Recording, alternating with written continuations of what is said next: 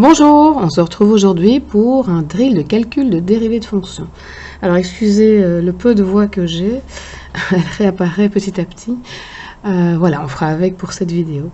Alors, attention que pour faire ces exercices, il faut évidemment avoir vu toutes les formules de dérivée, s'être déjà au préalable entraîné, on va dire de façon progressive, sur des drills de simple à moins simple. Ici, vous trouvez des exercices qui reprennent en gros l'ensemble des formules que l'on retrouve dans les cours de mathématiques de 5e secondaire en Belgique, que ce soit maths 4 ou maths 6.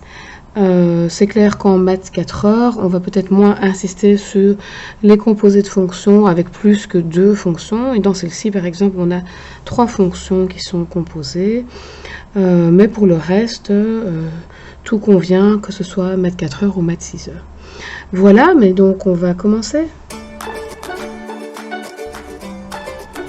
Alors, si vous êtes nouveau sur la chaîne ou si vous êtes intéressé d'avoir d'autres drills sur les mêmes thématiques ou d'autres thématiques, abonnez-vous à la chaîne, comme ça vous serez tenu au courant des futures sorties de vidéos. Alors, on parlait du formulaire. Donc, moi, j'ai constitué mon propre formulaire, mais chacun peut constituer le sien en répartissant les choses sur la page A4 comme cela lui semble plus clair. Donc, moi, j'ai commencé avec les formules élémentaires. J'ai mis aussi sur le côté ce qui se passe quand on fait une composée avec un exposant. Donc les élèves qui ont un petit peu de mal avec la formule de la composition de fonction qui est ici peuvent directement retenir ceci. Ceux qui ont très bien compris verront qu'avec cette formule, ils peuvent reconstituer toutes celles que j'ai mis dans la colonne de droite. Voilà. Et donc j'ai mis en plus les fonctions trigonométriques ici, avec l'adaptation pour les composés de fonctions. Comme je l'ai dit, en connaissant ceci, on n'a pas besoin de retenir les autres par cœur. Voilà, allons-y pour les exercices.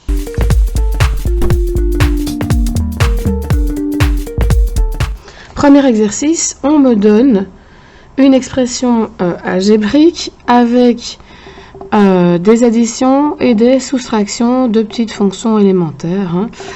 Certaines sont des simples puissances de x, certaines sont déjà des fractions avec x au dénominateur, et puis on trouve aussi des racines. Donc tout ça va nous demander de jongler à la fois avec la formule de la somme ou la différence de fonctions, que voici. Qu'on fasse une somme ou une différence, il suffit de faire la même chose pour les dérivés. On voit aussi des petits multiples, puisqu'on a des coefficients ici. Donc, ça va nous demander de jouer aussi avec la formule du multiple. Et enfin, on a des exposants puissance de x, donc qui sont au dénominateur ou dans des racines. Donc, ça va nous demander de la réécriture d'exposants, soit avec des exposants négatifs, quand x est en dessous, soit avec des exposants fractionnaires, quand on a x dans une racine énième. Allons-y. Alors, je vais écrire toutes les étapes. C'est bien clair que si pour vous, la première étape n'est pas nécessaire, vous ne devez pas l'écrire. Donc, je décompose ma dérivée en une somme différence de petites dérivées.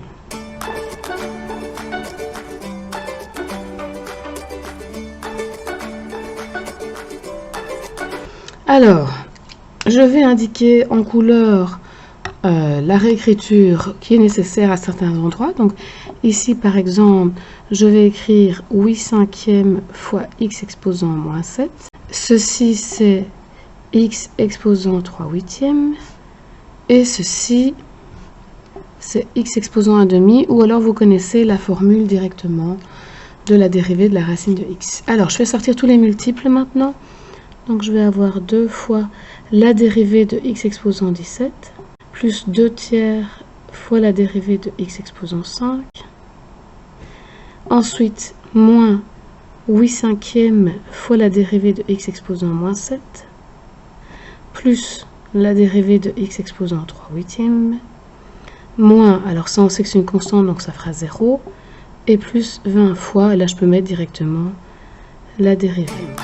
Ça va donner finalement l'exposant, dérivée d'exposant, je fais descendre l'exposant devant, donc le 17 tombe devant, donc je vais avoir 2 fois 17, 34, x exposant 17 moins 1, ça fait 16. Le suivant, je fais tomber le 5, donc 2 fois 5, 10, donc plus 10 tiers, x exposant 4. Ensuite, là je fais tomber moins 7, donc moins fois moins, ça fera plus. 56 cinquièmes, x exposant, attention, moins 7, moins 1, ça fera moins 8. Plus 3 huitièmes, x exposant 3 huitièmes moins 1, donc je vais enlever 8 huitièmes, et donc ça va me faire moins 5 huitièmes. Et enfin, plus, ben ça c'est déjà fait, il ne reste plus qu'à simplifier, donc plus 10 sur racine de x. Alors, en termes de réécriture, ça c'est ok, ça c'est ok, ça c'est ok, il y a ces deux-là à réécrire.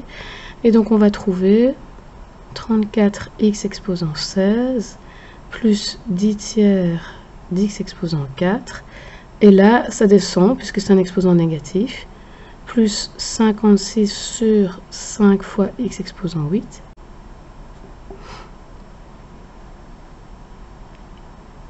Donc là, je descends. Et puis je remets la racine puisque j'ai un exposant fractionnaire. Hein. Ce qui est au-dessus, c'est l'exposant. Ce qui est en dessous, c'est l'indice. Voilà qui termine ce premier exercice. Alors, deuxième exercice, on se retrouve, si on regarde, avec un produit de deux fonctions. Donc on va faire appel dans notre formulaire à la formule du produit. Allons-y. Donc, je dérive la première fonction, je réécris la deuxième sans rien changer. Ensuite plus, et puis je réécris la première fonction et la dérivée de la deuxième fonction du produit. Ensuite, je peux écrire la dérivée au-dessus de la parenthèse, hein, ça me fera gagner du temps. Et ceci, ça fait 16x moins 7.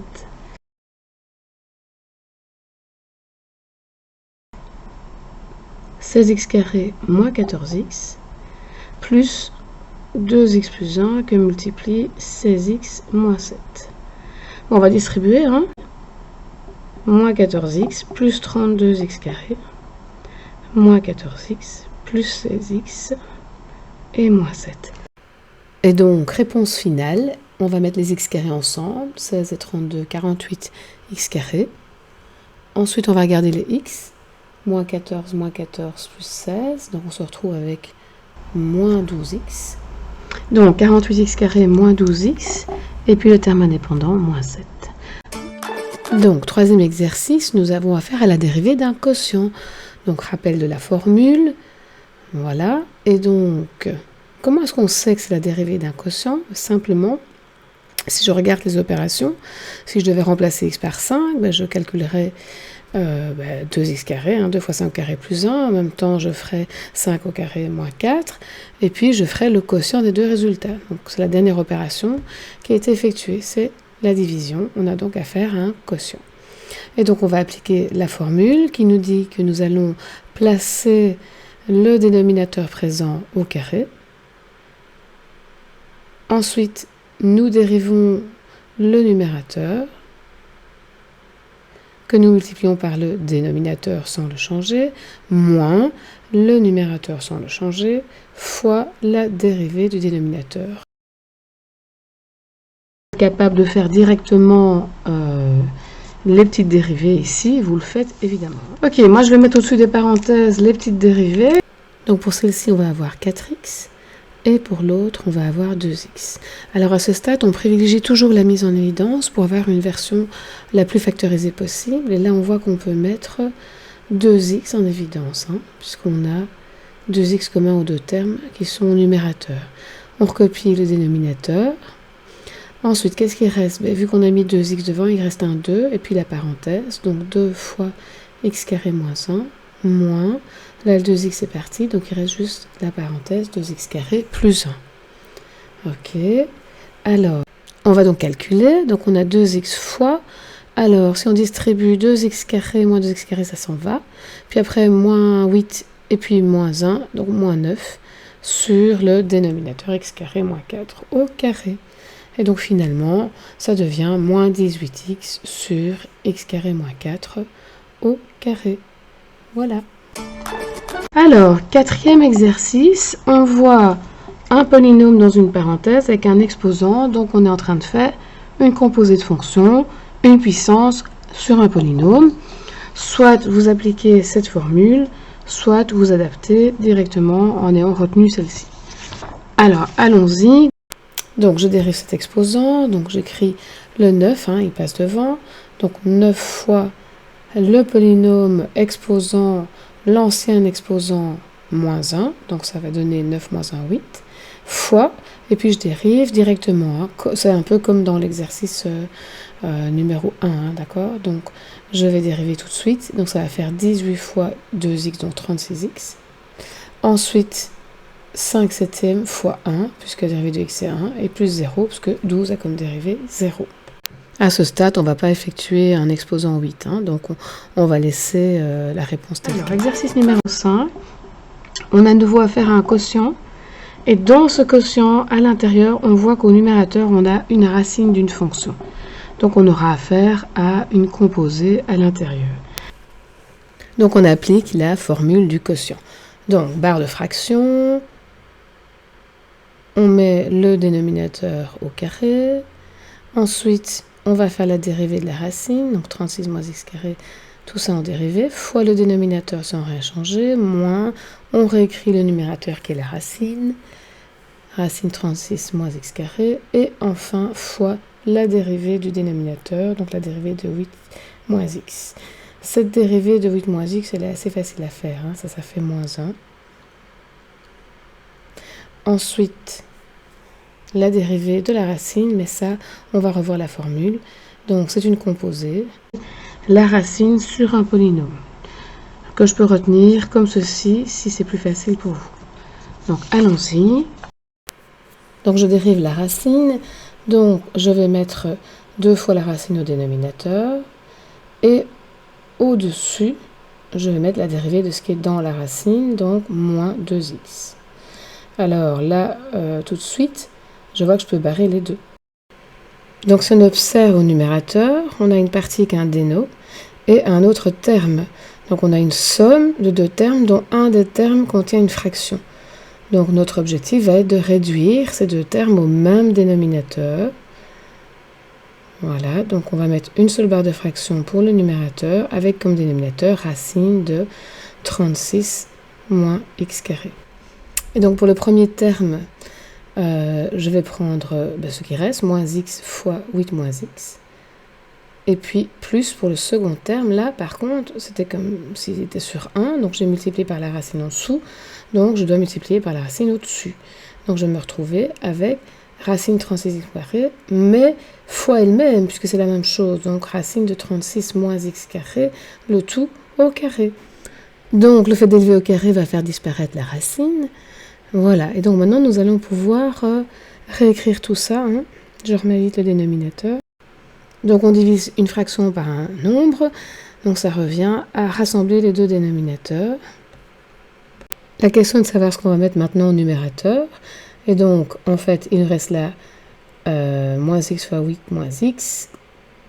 Ok, en distribuant, moins 8x plus x carré. Et puis, plus 36 moins x carré. On voit que les x carrés vont disparaître. Et donc, on se retrouve avec le dénominateur complet. Et au-dessus, moins 8x plus 36.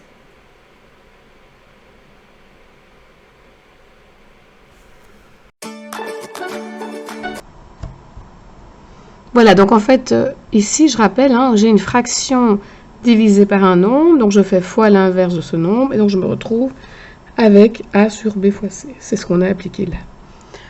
Ok, exercice numéro 6. On va maintenant dériver une composée de trois fonctions, puisqu'on a affaire, si je l'écris ici, là, le x est envoyé sur le polynôme, donc je vais l'appeler P de x, le polynôme. Donc on trouve ici 3x carré plus 5x plus 3, ça c'est mon polynôme.